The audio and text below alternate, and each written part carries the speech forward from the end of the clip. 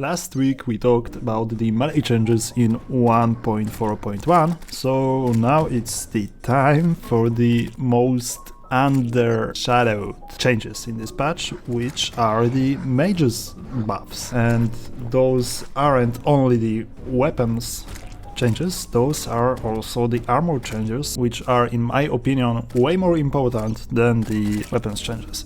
So without further ado, we have the new best armor set in the game, which isn't the Nebula set. It's the good old Spectre armor. So, what was changed? Nothing on the torso, nothing on the legs, but the mask was changed drastically. So, what we read from the changelog is actually increase the magic damage and critical chance bonus from 5% to 10%, increase the limit on how much burst damage can be dealt by the set bonus at once from 1000 to 1500.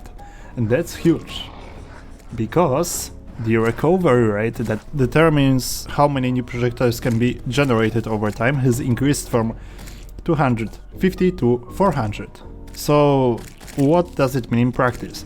In practice, the Spectre set's bonus projectiles frequency got buffed, so their fire rate is higher, and also their damage potential is way better than before. If you don't know how the Spectre armor actually works, the projectiles that it spawns after you deal the magic damage deal 100% of the damage that summoned them, and also they can crit. Also, in comparison with the Nebula armor, the Spectre armor only loses 4 defense and 1 magic damage. 1 point of magic damage. That's all. That's the whole difference. And with the Spectre armor, you don't need to care about picking up the very pure made Nebula orbs. You don't need to focus on building the setup to actually get the maximum damage output of the Spectre armor. So in the most cases, the Spectre armor is way better than the Nebula. The Nebula set is only better if you have a setup. So in reality, the Spectre armor is basically the best armor in the whole game. It's so good that it almost sounds like some miracle ad from your cable. Actually.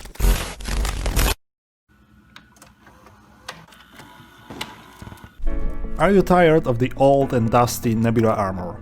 Are you tired of its stupid mechanic? You don't want to chase after the orbs? We got something from you! We got the smart armor set. We got the armor set that does your work for you. The Spectre set.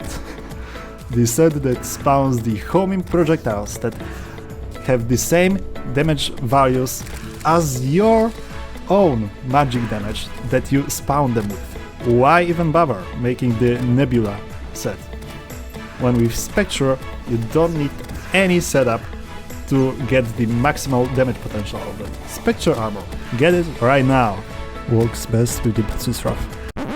Betsy's Wrath buff.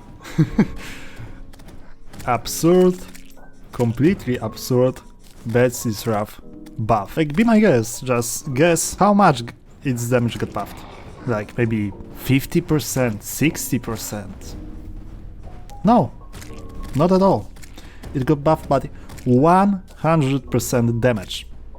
Yeah, the Regeric just stepped up and doubled Betsy's Wrath damage for no reason. But here is the catch. It's not the TerraRia situation, because the Betsy's Wrath is actually pretty hard to get. You need to win the Old One's army tier 3 and kill the Betsy. It's not the easiest fight in the world, and it's not the fight that you can take on after defeating the Plantera. So, in my opinion, the Betsy's Wrath position is balanced. It can deal crazy amounts of damage, like look here, I will test it out. Here we have the group of enemies.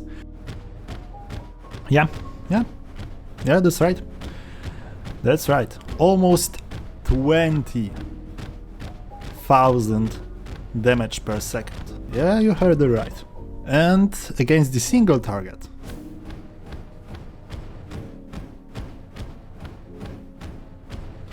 4,000, like kinda 4,000 damage per second. And it's, yeah, it's you can compare it with the blaster cannon, for example. Blaster cannon has the similar single target damage. You may think, yeah, it's hard to aim with the Betsy stuff. No, it's not. It's really not. You get the grip of it very, very fast. And one thing that is very interesting about this weapon is its synergy with the Spectre armor, because the Betsy strap lowers enemies' defense by whooping 40 defense. So this defense reduction transforms into bonus damage for the Spectre's armor projectiles. In combination, gives a very, very easy and consistent damage source. In their tongue, he is Dovahkiin, Dragonborn.